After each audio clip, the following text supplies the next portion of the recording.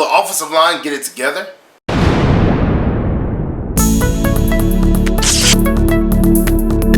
What's going on, Panther Nation? It's your boy LCameraTV here, man.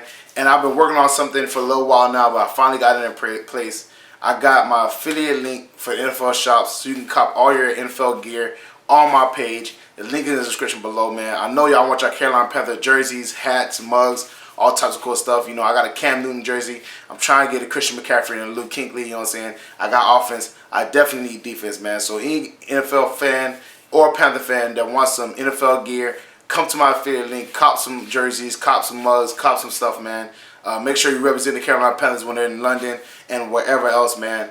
And thank y'all for showing love and tuning in. Definitely cop some gear. If y'all don't want the L camera, you might as well get the Carolina. Yo!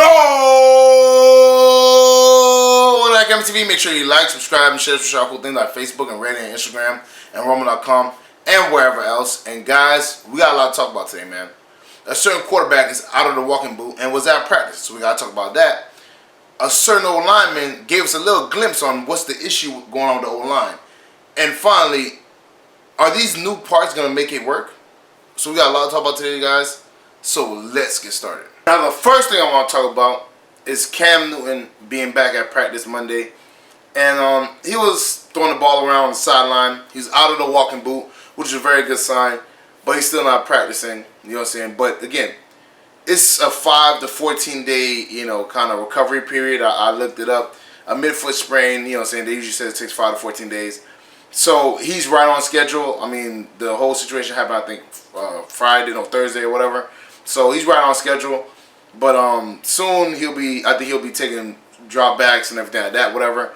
But again, the Panthers are being very cautious. They're taking it very slowly, which they should. Obviously, he's not going to play in the last preseason game. We all know that. None of the stars are going to play. So taking Cam bit by bit, little by little, is perfectly fine with me. We got 2 weeks into the opener, or almost that. So I'm perfectly fine with them taking it slowly. They should take it slowly, man. And hopefully he's back in action pretty soon, and we won't have to worry about anything. You know what I'm saying? But there is a bigger issue that I'm going to get to later. But like I said, Cam's a competitor. Cam's going to fight his way through it. If there's a way Cam could be on the field, he will be on the field. And I'm not really confident in Kyle Allen or Will Grier taking over if he can't. So hopefully, we're all hoping that Cam is healthy and ready to rock, you know what I'm saying, week 1 against the Rams. But if, things keep on going the way they're going, our season might be, derailed if certain things don't fix themselves. So it's really optimistic that Cam Newton is ready out of the walking boot, is ready to throw on the sideline, but we'll see how long it takes him to come back and if they can keep him healthy.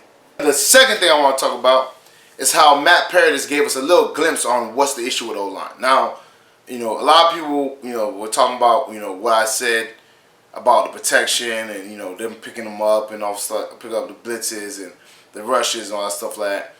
And people are like, well, listen, they're blitzing, that's going to happen and stuff like that. But I got some, we got some glimpse of what's going on between Ron Rivera and Matt Paradis. Ron Rivera said most of the O-linemen did a really good job. It was just the communication was the issue. You could see it. You know what I'm saying? Also, Matt Paradis said the same. He kind of echoed something similar. He said that, he'll call a call and guys are kind of like, what? And it was like, well, trust me, I know what's going on. So now, one of the biggest things with, new pieces, rotating parts that constantly happen is that, they have to build that camaraderie, that rapport with, each other to know what's going on and trusting, their center and trusting the other people that are blocking Cam. When that doesn't happen, you have disconnects where people one person doing one thing and the rest of the line's doing another thing, and that's how, sacks and, gaps happen.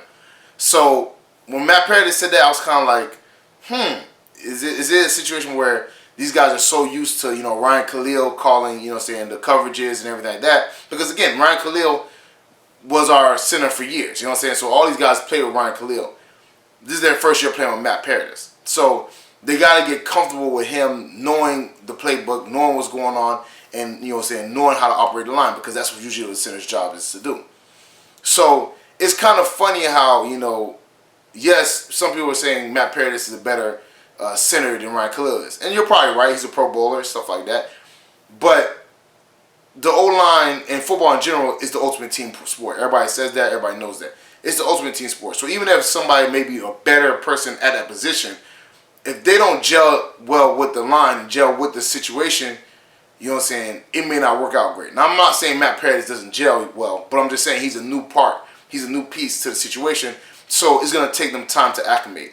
So I'm not saying blow the whole team up or anything like that. I'm not saying anything crazy like that. But I do think we got to be kind of, you know, reserved on how the whole O-line works. Now, mind you, Cam getting hit is a no-go. You know what I'm saying? Obviously, we need to find a way to keep Cam upright. Even, I'm going to be honest with you, even if you have to hold the guy to make sure that Cam stays upright, yeah, we'll take a 10-yard penalty instead of Cam, you know, injuring himself again. So even if that's the case, we might have to do that. But it's going to take them a little time to get, you know what I'm saying, acclimated and trusting each other. So it just goes to show you, though, that, you know what I'm saying, continuity in football really matters. You know what I'm saying? Ron Rivera talked about it in multiple different situations, whereas, you know, guys start playing with each other, you know what I'm saying, they said it usually takes 5,000 snaps of a player to start really, you know what I'm saying, everything coming second nature. So you got to play with a guy for a little while to kind of get that, you know, connection. And Ron talked about Thomas Davis and Luke Kuechly and how since they played with each other for 8 years, they will know what the other person's thinking and the other person's going to do before they even do it. That's what we need on our O-line. If we can get that kind of continuity, and mind you, because Matt Paradis was injured and because Darrell Williams was injured, you know what I'm saying, coming into this offseason, they didn't get to practice with the O-line like they should have. So it's gonna take it's gonna take a little bit of time. It's gonna be a little learning curve, but I do think that Matt Paradis and Darrell Williams will get it. You know what I'm saying? I think everybody will start gelling. And once they do, I think the O-line could be formidable. It's just right now they need to, you know, get things right, get things in order. And the other thing I want to talk about is Gerald McCoy said something to that effect too. He basically was talking about how the pass rush was solid, you know what I'm saying, during the Patriots, but solid can get you 8-8. Solid doesn't get you where you want to go, which is a Super Bowl. And the funny thing is that everybody thinks that when you get all these great pieces, which I kind of subscribe to that mindset too. When you get all these great pieces, everything's gonna just work out, right? But it makes me think about the Eagles of old when it was like, oh, you know, we got a super team, we're going to the Super Bowl and stuff like that. And it didn't work out that way, you know what I'm saying? Because just because you have all the right pieces, if you don't have the right character guys, or you don't have the right mindset, if you don't have the, you know what I'm saying, all that type of stuff, it's not going to work out. Now, I don't think we have any guys with bad character. We got, you know, Gerald McCoy, Matt Paradis, all these guys are really good guys. So that's the other issue. But the issue is the gelling. So I think the gelling will come over time, you know what I'm saying, more reps, you know, more gelling. And me personally, you know, maybe I was thinking, I tore around with the idea, maybe the Carolina Panthers should start their, you know, starting O-line in the 4 preseason game just to get them reps, you know what I'm saying, to get the time in.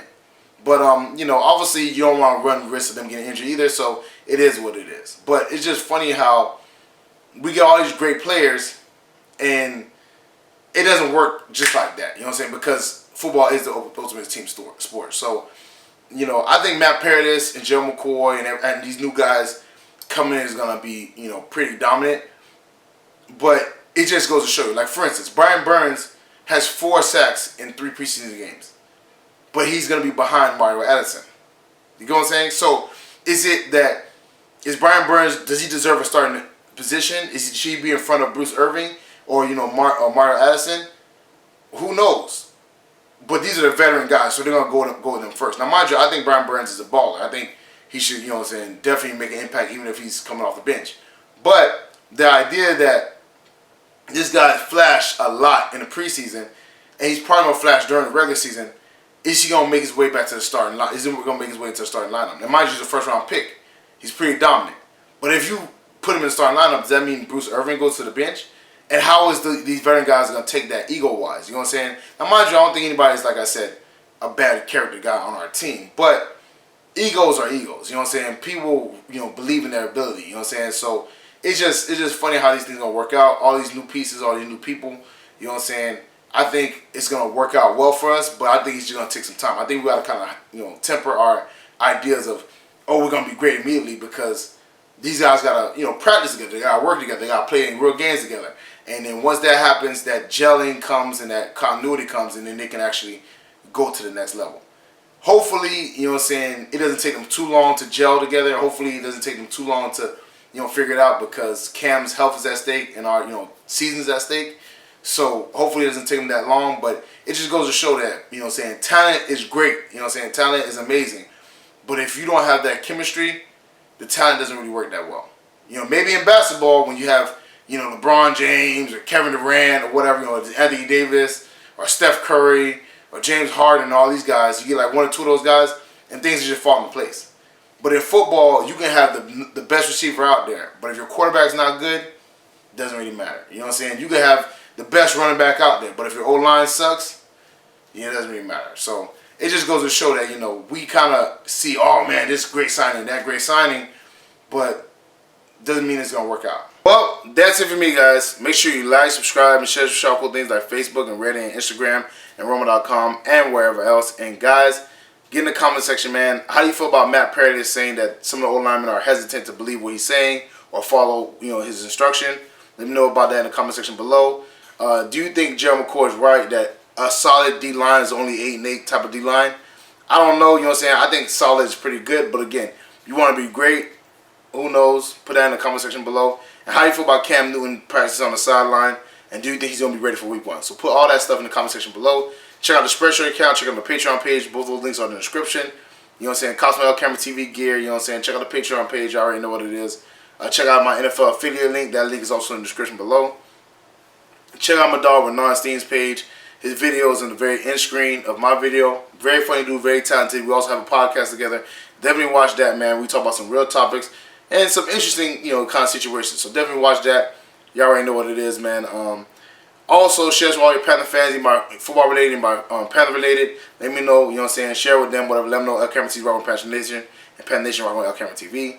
Thank y'all for tuning in. And guys, I'm thinking about doing more reaction videos, especially with Cam Newton's vlog channel. I want to do a live reaction on that and the videos that come out. So let me know how y'all feel about that, man. Put that in the comment section below. Do y'all want to hear it? Want to see it? And I will do a roster breakdown, you know what I'm saying, with the 53-man roster I think is going to be at the end of, you know, preseason. Be on the lookout for that. That's coming out pretty soon, man. Thank y'all for showing love. Thank y'all for tuning in. I'm going to see y'all next time. Peace.